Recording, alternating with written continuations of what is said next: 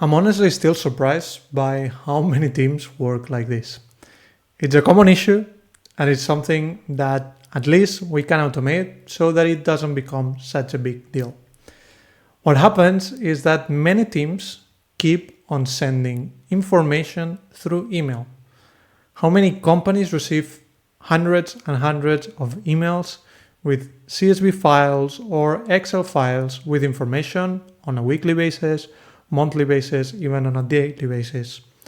Let's fix that. Let's automate the whole process so that your Power BI reports get always the latest information that you need.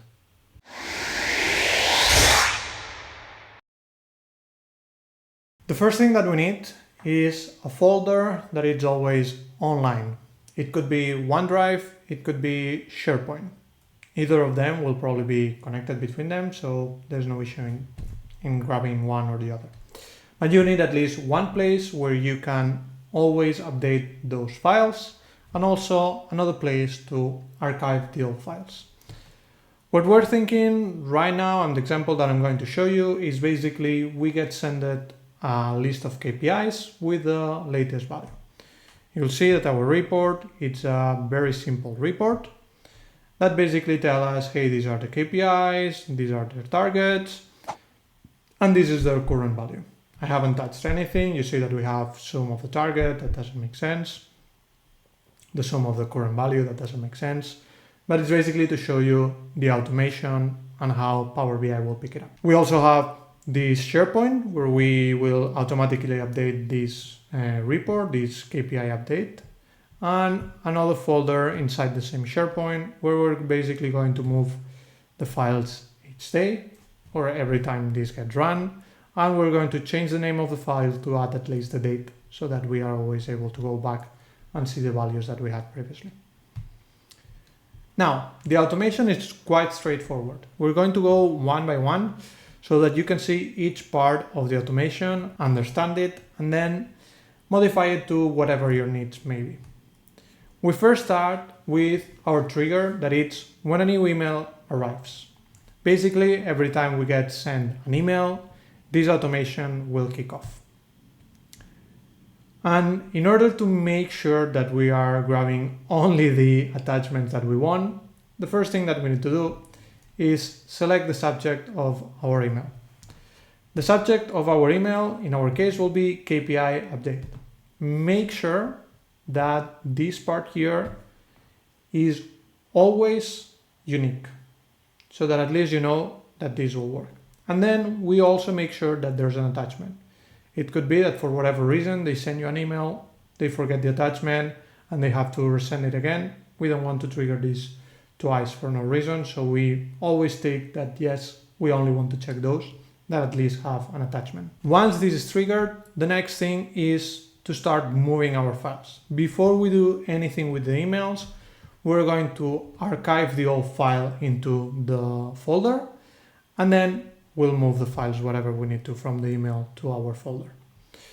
So for that, we select the current site address, basically where our folder is located, and we move it from one file, from one folder to another folder. You see here that you're going to select the specific file that you want to move. And that's important because that means that this file, or whatever file we're uploading here, will always need to have exactly the same name. We cannot change this or this automation will not work. Once we have this, we select which is going to be the destination folder, and that's about it. If there happen to be another file with the same name, then we just change the name of the file that we're moving, the new one. The maximum frequency is going to be once a day. So if we have moved the file, we have archived our file from here to this all file folder. The next thing is to get the file content using the path. What are we doing here? It's basically grabbing this file that we have moved from here to the old files, and what we're going to do is change the name.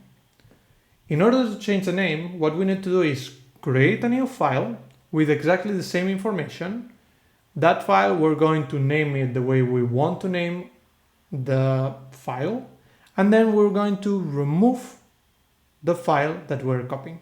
So we get the file content from the one we have archived. Then we create the file, so the copy of our file, with information from the file that we have archived in the same folder. And then we delete the original file. So again, we get the file content. Basically, we tell, hey, in this site address, in this folder, for this specific file, get me all the information that it has inside, with all its sheets, with all the tables, everything. Now we create a new file in the same exact folder, you see it here. We name it with the name that we want, in this case, the exact name that it had, KPIs update, and we add the date of today. Format date, UTC now, and the formatting that we want. We format it because UTC now will also give you the time, and we don't want the time. And then we add the file content from this get file content using path. So until here, we will have the old file that we have archived and a new file with the name that we want. Both of them have exactly the same information. We only want to keep the one that has the date, because it will have the naming convention that we want, and the next time this runs, we will not have two files with the same name. So we're going to delete the original file. So again, the same site address, we go to the archive folder, our old files, and we look for the file with the old name, and we just remove it. Now we have archived the old file. Now we need to bring the file that we had in the email to this folder. For that, we're going to get attachments from the message ID that triggered this whole flow. And we are also going to tell them what's the attachment ID. All of the information, you just grab it directly from here, from a previous step. We grab an email. I'm going to send it to myself with KPI update, and I'm going to attach the file that I want. The rest, you can put whatever information you want. I'm going to send this. This might take some minutes. Whenever we're working with files, Power Automate is not the fastest, but it will get it done, don't worry. If we come to our SharePoint, we refresh it.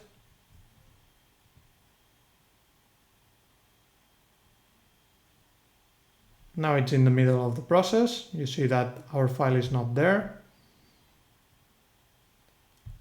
Let's keep on refreshing it. And here we have it. A new file uploaded a couple of seconds ago.